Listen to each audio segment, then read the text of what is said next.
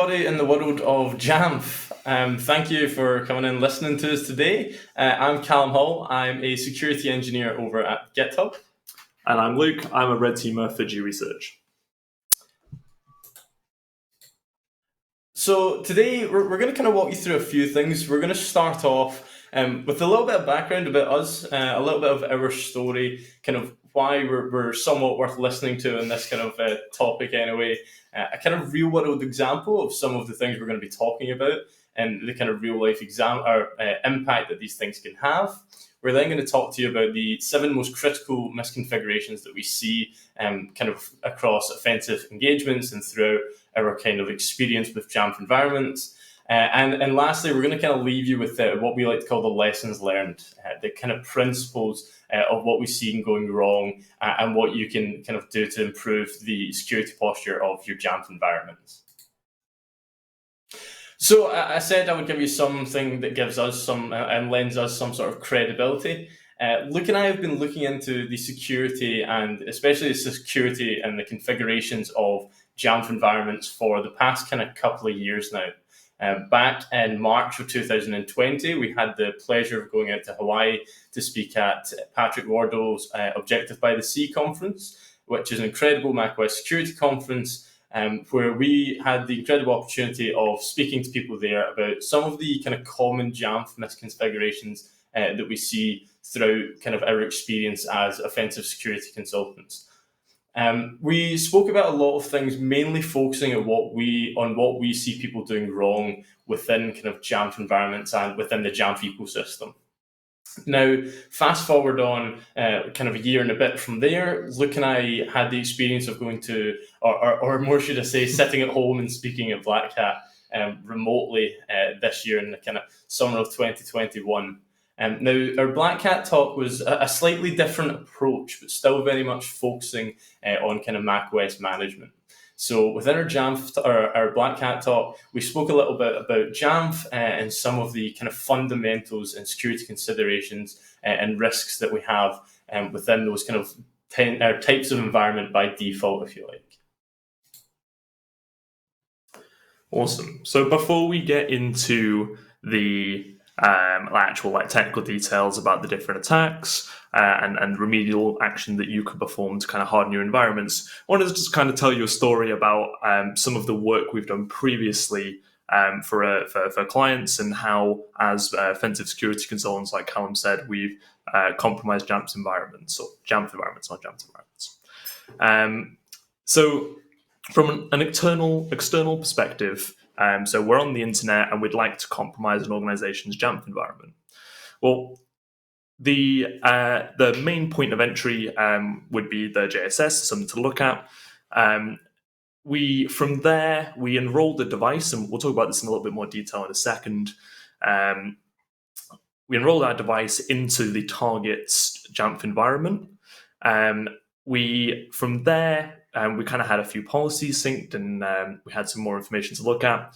From there, we stole a few credentials. I'll also tell you how we did this in a second.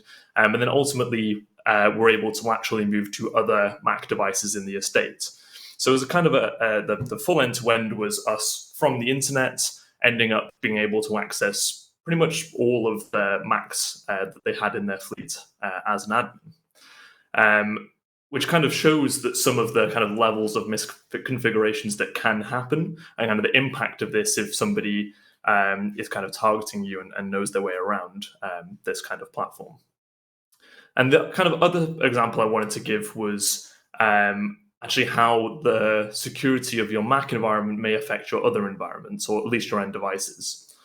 In this particular scenario, we were on Mac devices, and we did a similar kind of policy attack where we were kind of looking for passwords and other secrets. But in this particular kind of engagement, we were able to move into the Active Directory estate, so compromising Windows devices. And we also escalated our privileges to the Jamf admin, the JSS admin. So from a single Mac device, we'd pretty much compromised every Windows and every Mac device. So again, the kind of implications are quite serious if these things are wrong in a certain way. And these are kind of the worst case, but we'll talk you through how to secure yourself against these kind of attacks in the next couple of slides. So the first thing we're going to talk about is the actual security of the Jamf portal that sits out on the internet. Now, the attacks that we're talking about are much more about how you configure the platform as opposed to like exploits or like issues or vulnerabilities in Jamf itself. And this particular one, we obviously have a login prompt, and behind this login prompt is the admin portal for all of the Macs. If we gained access to that as an attacker, we could execute code on devices, we could potentially ransomware them if we wanted to, and a whole bunch of other nasty things. Well, because this is a login portal, a very common attack is to do a password spraying attack. We can take a common username, and we take a whole bunch of common passwords, pretty poor passwords, and just try as many as we can against this portal. Now, because the Jamf portal by default doesn't support multi-factor authentication, if we manage to get a correct credential pair, we'll then have access to the portal as that user. And often it is, the critical admins logging into this, and we'll have a pretty privileged position. So what's our kind of recommendations for this? Well, instead of using the native Jamf kind of login portal, we recommend you put single sign-on in front of this. And then if you do put single sign-on, you can then use the security features of the single sign-on platform. Things like multi-factor authentication for all of your admin accounts, so that even if an attacker does know a correct username and password, they then need that second device. They need the code or a push notification to their phone. And also conditional access policies. So rather than the entire internet being able to try to log in, configuring it so that only maybe your corporate IP or certain trusted locations. And that really reduces the attack surface. And Jamf supports a fair few of these, all the common ones really, things like Okta and ADFS and things like that. So the next attack we're going to talk about is somewhat similar, but this time concerns the enrollment portal. So as I'm sure everybody watching this knows, as Jamf admins, but Jamf supports the ability for users to enroll their own devices into the Jamf platform. There's a URL you can go to, it gives you a login prompt, and you can put in your commonly LDAP credentials if you've linked your Jamf JSS to your LDAP environment, like Active Directory. And in doing so, you can then enroll your device all on your own without needing any admins or any other approvals or things like that. Now, you might have already guessed it, but to an attacker, this is very interesting to us as well. And this is actually slightly easier than the previous the previous attack we've mentioned, as before it would only be a subset of admins that could log in. Here, by default, it is every single user that is in your LDAP environment can log into this portal and enroll their new device. You might be thinking, why is that actually useful? Why would an attacker want to enroll their own device into our corporate Jamf environment? But then when you consider things like your VPN configs might be synced, giving them away into your internal network, perhaps Wi-Fi passwords might be synced using Jamf, then if they manage to get there physically, they might be able to log into your Wi-Fi and carry on from there. And as I'll talk about in the next attack, there's opportunities that if you have a device enrolled in a Jamf platform, that you can then steal credentials for various things and move on from there. So what to do about this? Well, the first one, fairly simple. If you don't need it, just disable it. Reduce the attack surface as much as you can. If user-initiated enrollment isn't a pattern that your organization needs, then you can turn it off in the settings, and that mitigates this kind of whole avenue of attack. And there's other ways to enroll devices, things like the quick add packages or invitations via email will kind of sidestep this process. Now, say you do want this, or all your patterns are built around it. What can you do? Well, you can, similar to the previous attack, put SSO in front of it. And then, again, you get all of the security features of your SSO platform, MFA, conditional access. And that reduces the password spraying or credential stuffing attacks against this platform. And lastly, maybe you can't have SSO or you don't have SSO and you still want to use user-initiated enrollment. By default, anybody that is in your LDAP organization can enroll a device.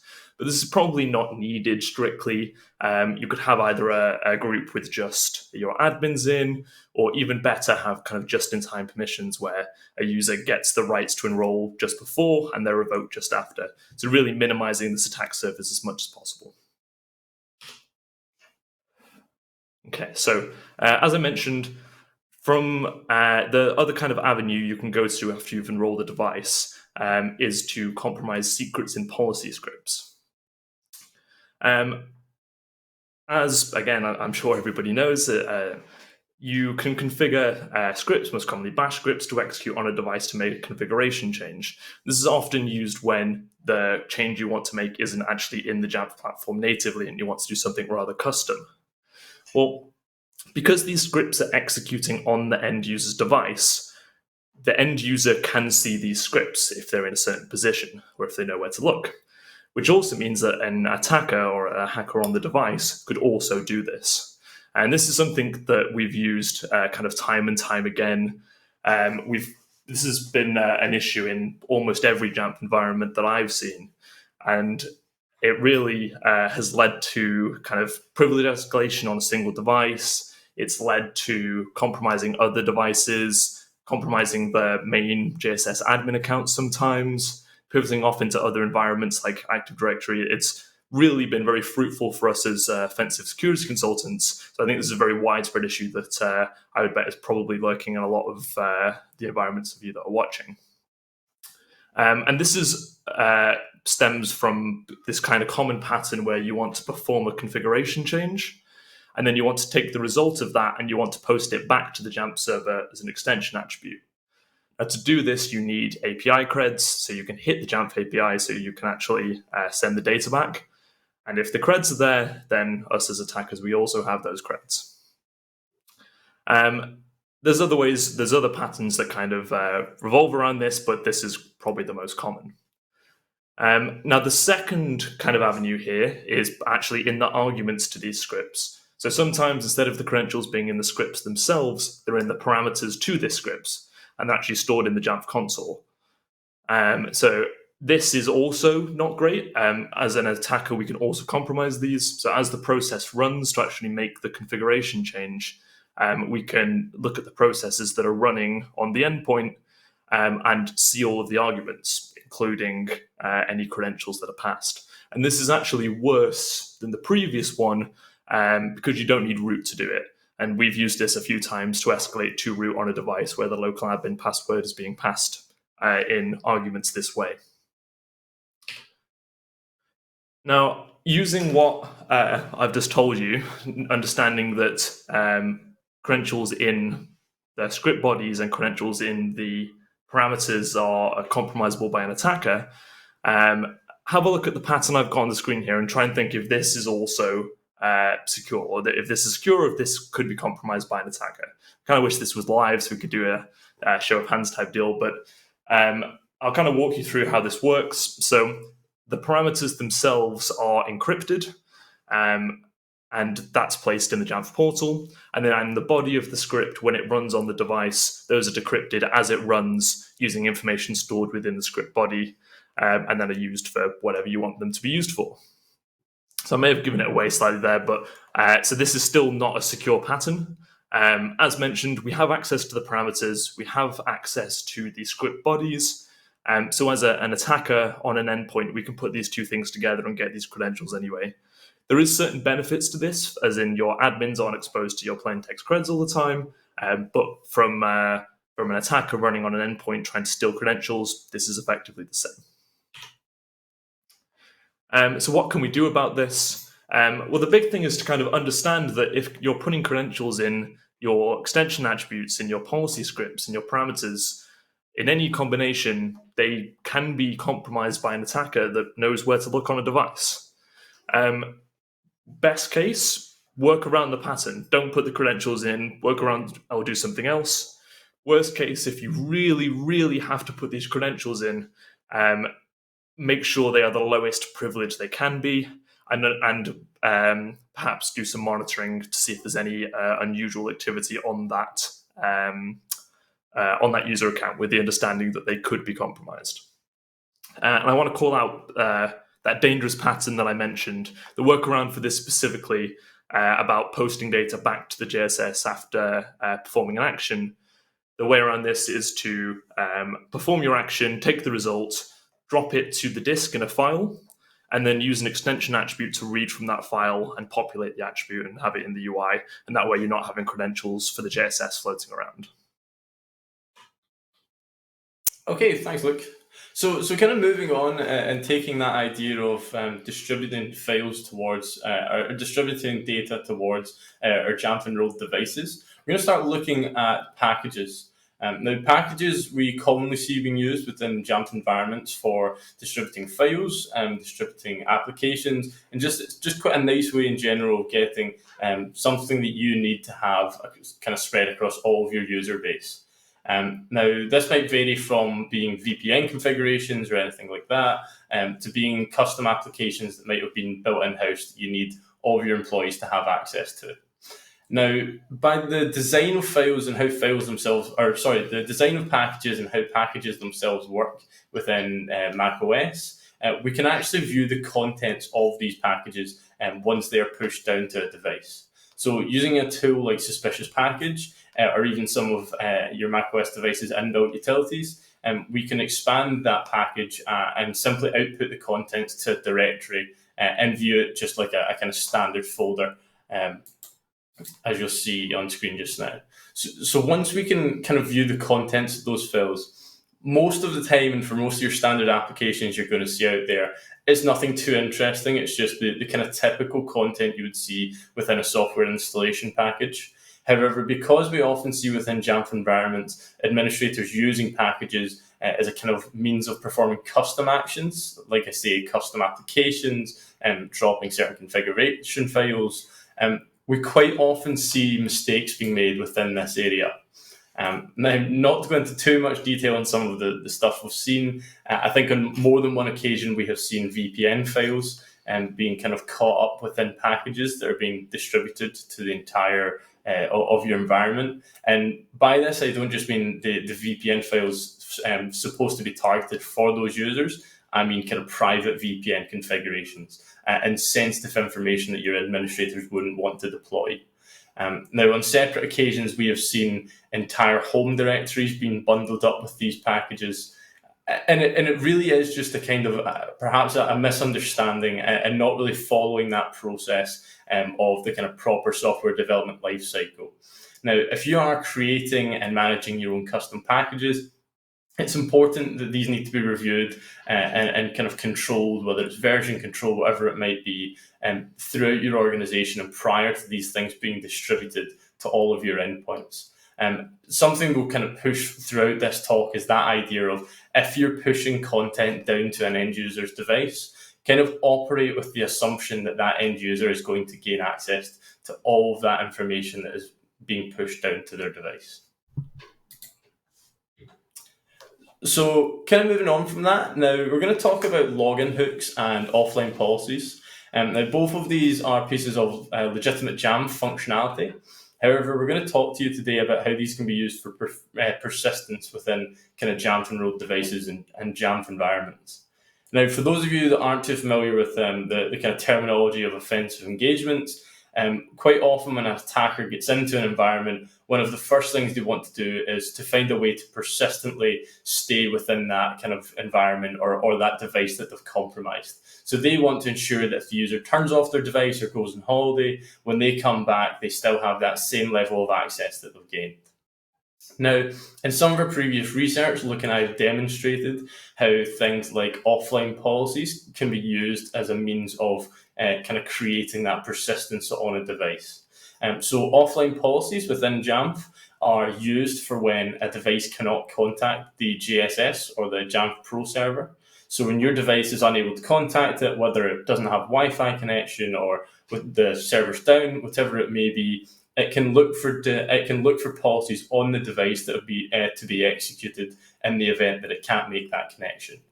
Now, as an attacker, we know that can happen, and as such, if we put a malicious policy within that offline policies directory, when that device can't contact the JSS server, our policy is going to be executed, and as such, we have that persistent code execution on the device. Now, similar to that, we also have login hooks within Jamf. Now, same kind of idea, login hooks are something you can set within your Jamf environment to ensure that your devices perform a certain action on things like login or a user signing in onto their device. User restarting their device. Now, the general idea is you'll find a lot of administrators want to check things as soon as the device starts, kind of health checks to make sure they can contact the server, and some fairly kind of mundane tasks. However, we quite often see these login hooks can be backdoored, perhaps. So the actual script themselves that's been executed to perform these actions on login can be altered, and we can see some malicious code being put in there to, say, reach out to an attacker's server or whatever it is that an attacker is going to be looking to achieve. So again, you'll probably hear us saying this over and over throughout this talk. The idea that we would always kind of push is minimize your attack surface. Now, login hooks and offline policies are not going to be required within every single environment, and they may not be required within your environment. And the one thing that we would say is if you don't feel that there's a legitimate need for these to be present and for the likes of login hooks to be used within your Jamf ecosystem, well then disable them. Don't deploy them to your devices. From a second point, I understand it's not always possible to just not make use of a lot of the features Jamf offers. However, if you are going to use these things, then at least make sure that there's some sort of kind of monitoring as to their kind of status. Specifically here, we would say monitoring for changes within offline policies, and also monitoring for the likes of the integrity of any login hook scripts that you're creating. So looking to see if they've been kind of tampered with in any way. Now, kind of moving on to something Luke mentioned at the start when we talked about a real-world attack, was the kind of idea of shared admin credentials. So for those of you familiar with Jamf, which I would hope would be everyone listening, the management account within Jamf is used as an account that can be placed on all enrolled devices that allows an administrator to perform any actions on their user's device without having to kind of request for credentials or having to request the user to do it themselves.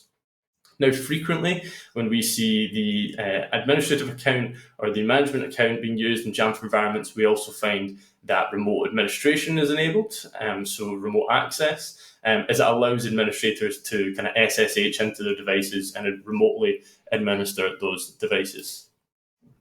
So in a legitimate scenario, that's pretty simple. An admin can authenticate to all their devices and everything's nice and easy. However, if we look at some of the attacks we've described today, such as Luke, where he talked about us enrolling our own malicious device into a Jamf environment, or perhaps if we compromise an already enrolled Jamf device, well then what happens when that administrator authenticates into a malicious device that we have enrolled within the environment? Now, in some of our previous research, and others have talked plenty about it out there in the industry, we have seen attacks, things like SSH hijacking, whereby an attacker can compromise the SSH binary and as such can gain things like credentials and can gain access to the plain text credentials that an administrator is using. Now, if that happens, that attacker now has the credentials for every single macOS device within your environment if you're using that shared credential and if you're not making those unique throughout your environment. Okay, so this is thankfully a somewhat easy challenge to have to fix. Shared passwords are not a unique thing. We have seen them throughout many different environments over the years, and as administrators, I'm sure you're more than familiar with this problem at this point. However, like I say, the fix is pretty easy. By default, Jamf now encourages you to randomize the management account password for all management accounts throughout your devices. And also, we would largely recommend that where it's not needed, disable SSH on those devices. It really is just another point of entry that an attacker may target. So where you don't feel your users need it or you're not perhaps using it, this is something we can review and perhaps disable. Awesome. And the last attack we're going to talk about is device impersonation and how this works with account credentials in your policies, often overprivileged Active Directory accounts. Now, I'm not going to go into too much about how exactly this attack works, as it was the topic of our Black Hat talk, and it probably had another 20 minutes onto this presentation. But the important takeaway is that if an attacker is on an endpoint, on a device, they can compromise and read any of the policies that have already been or will be applied to the device. And this includes kind of your native policies and also configuration profiles. So as an attacker, things like this are very interesting to us. If you're binding your devices to Active Directory, it usually needs an account to do so. And if we can kind of read this information, then we can also compromise this account. In the majority of environments that we've looked at, these accounts are often very privileged.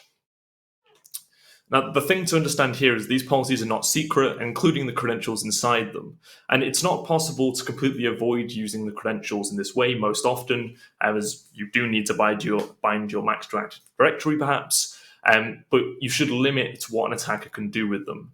So this is all about understanding the principle of least privilege. So whereby credentials are used within Jamf, things like Active Directory accounts for enrollment, bind to Active Directory, and also things like distribution points, they should be the least possible privilege they can be, with the understanding that an attacker could compromise them and then use those for nefarious reasons. So we're going to go on to a couple of lessons learned, and these are the type of things we think you should be thinking about when configuring your Jamf environment or when doing security reviews. And as you probably noticed, nothing here was exploits. We weren't doing memory corruption or anything crazy like that. This is all about how you can configure your platform in a secure or insecure way. So the first thing we want to talk about is saying that if secrets end up on a user's endpoint, then they can be compromised. Like the policy scripts and the parameters and all this kind of stuff, if they're there, an attacker can probably get them. And if they can get them, then you need to have monitoring, and they need to be as least useful to the attacker as they possibly can be, while still doing the job that they're supposed to do. Now, kind of moving on from that, one thing Luke and I are pretty passionate about, having seen a number of Jamf environments, is what we like to call Jamf hygiene. Now, Jamf environments are continuously growing. They are always moving. The kind of landscape they work in is always changing. Apple always releases new functionality and so on and so forth. And the kind of lesson we found from that is that for you to properly maintain a secure Jamf environment, you need to be constantly reviewing its current state. So that means things like its current configuration, kind of compared to what you need as a business. If you previously decided you need some certain functionality, reevaluate that every so often and within a kind of certain period of time to kind of evaluate if that is still a business requirement. Things like admin users, if they're no longer required, delete them. The less admin accounts, the less risk. It's just minimizing the attack surface. It's fairly common. And lastly, policies. If you don't need a policy anymore, delete it. Otherwise, that could be something that sits there for a long time until eventually it may pose a risk to yourselves. Now, I mentioned there kind of minimizing that attack surface. This is something we push throughout this talk. It's something we were fairly kind of passionate about and we feel can make a huge difference. Disable things like SSH. Put things like SSO in front of your authentication portals and utilize those kind of security controls to really kind of minimize the potential attacks that are going to target yourselves. Now, for a nice little summary, not an exhaustive list at all. Now, I don't think I've ever put this many words on a slide, but if there's one slide I would say to really kind of take away from this talk, it's the one we have on screen just now. If you're looking for something to go away and check within your environment right now, then this is what we would highly suggest. We have spoken about a lot of things today, but the reality is it's little steps that are going to help us secure these Jamf environments. So thank you very much for coming to listen to us today. If you are wanting to hear more from ourselves, please visit the macpack.io or feel free to reach out to us on Twitter. Awesome. Thank you.